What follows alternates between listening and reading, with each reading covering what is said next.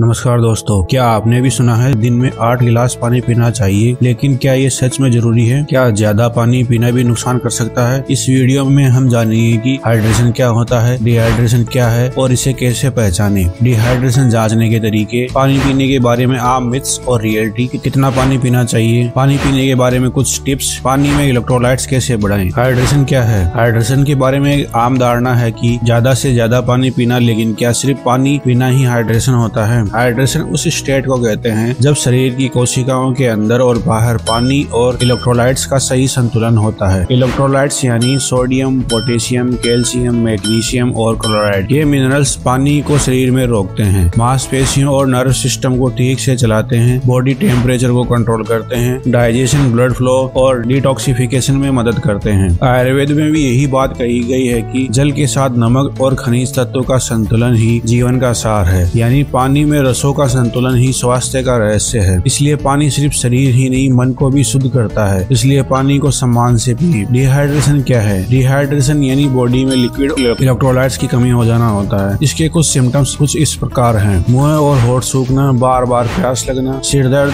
थकान, चक्कर आना, यूरिन गहरे पीले रंग का आना या कम आना, मांसपेशियों में खिंचाव होना, फोकस की कमी होना, जैसे अनेक लक्षण दिखाई देते हैं। डिहाइड्रेशन जांचने के तरीके: सबसे ही पहले यूरिन कलर टेस्ट किया जाता है, जिसमें यूरिन का रंग यदि हल्का पीला हो तो बॉडी में पानी की मात्रा पर्याप्त है, और यदि यूरिन का रंग गहरा पीला हो तो पानी की कमी होती है। अगला टेस्ट है स्किन पिंच टेस्ट या ट्रिगर टेस्ट, जिसमें स्किन चुटकी से खींचने पर अगर स्किन 2 से 3 सेकंड में अपनी जगह वापस आ जाए तो आप हाइड्रेटेड हैं, और यदि त्वचा में सिलवट पड़ जाए तो ये डिहाइड्रेशन का संकेत है। यदि मुंह या होंठ सूख जाए, चक्कर आए, चेहरे पर सूजन या एकने दिखाई दे तो ये भी डिहाइड्रेशन के संकेत है। और जब लैब टेस्ट की बात करें तो यूरिन स्पेसिफिक ग्रेविटी टेस्ट करवाया जाता है, जिसमें यदि स्पेसिफिक ग्रेविटी की वैल्यू 1.010 से कम आए तो यह डिहाइड्रेशन का संकेत देती है। इसके अलावा एक्सरसाइज के दौरान वजन तोलकर खून में इलेक्ट्रोलाइट्स लेवल चेक करके भी डिहाइड्रेशन का पता लगाया जा सकता है। अब आपने ये तो जान लिया कि डिहाइड्रेशन का पता कैसे लगाएं, लेकिन इससे कोई फायदा नहीं जब तक कि आपको ये नहीं मालूम कि पानी कब, कैसे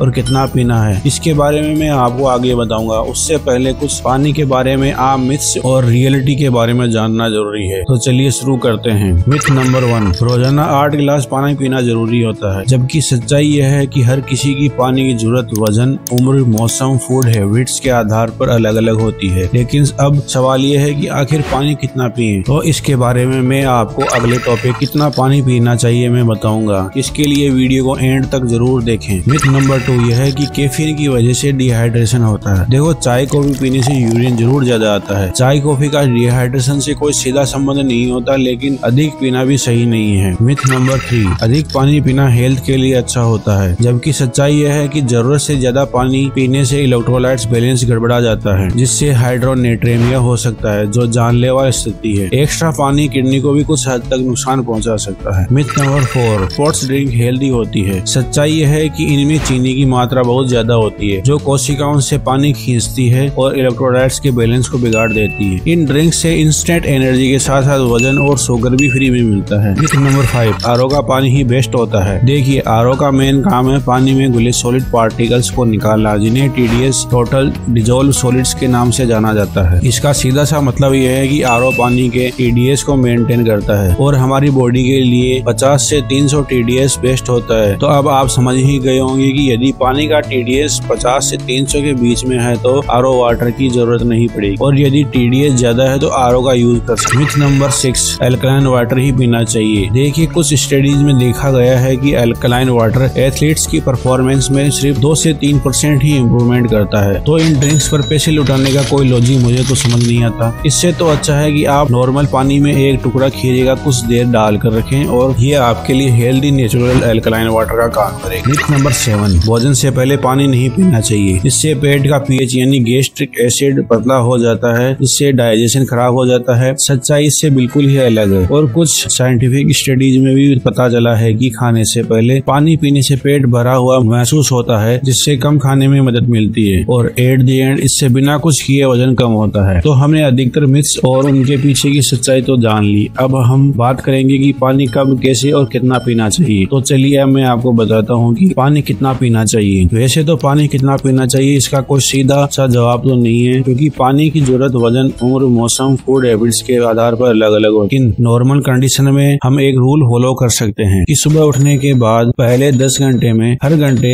8 औंस यानी लगभग 240 ml पानी पीना चाहिए, यानी पूरे दिन में लगभग 2.5 लीटर पानी हमारी बॉडी को मिल जाएगा। और एक्सरसाइज करने के दौरान या गर्मी में पानी पीने के लिए हम गेपलिन इक्वेशन का इस्तेमाल कर सकते हैं। इस इक्वेशन में बॉडी वेट लेंगे और उसे 30 से भाग देंगे। अब जो रिजल्ट आए उतना ml पानी हर 15-20 मिनट में पीना चाहिए। लेकिन हमें यह भी ध्यान देना चाहिए कि एक्सरसाइज के दौरान जरूरत से ज्यादा पानी पीना इलेक्ट्रोलाइट्स को पतला कर देता है, जिससे हाइड्रोनेट्रेमिया हो सकता है, जो कि एक जानलेवा स्थिति है। इसलिए सिर्फ प्यास लगने पर और छोटे छोटे सिप में पानी पिए। साथ में इलेक्ट्रोलाइट्स या सेंधा नमक, नींबू वाला पानी लेना चाहिए। इसके अलावा पानी पीने के बारे में कुछ टिप्स जिनको आप फॉलो करेंगे तो बॉडी हाइड्रेशन के साथ साथ आपकी हेल्थ भी बूस्ट कर देंगे, जो इस प्रकार है। पानी हमेशा बैठकर पिए। मिट्टी, तांबे या चांदी के बर्तन में रखा हुआ पानी पिए। गर्मी और बरसात में ठंडा पानी और सर्दी में गुनगुना पानी पिए। फ्रिज का पानी बिल्कुल न पिए। सुबह उठकर खाली पेट 1 गिलास गुनगुना पानी पिए। भोजन करने के 1 घंटे बाद पानी पिए।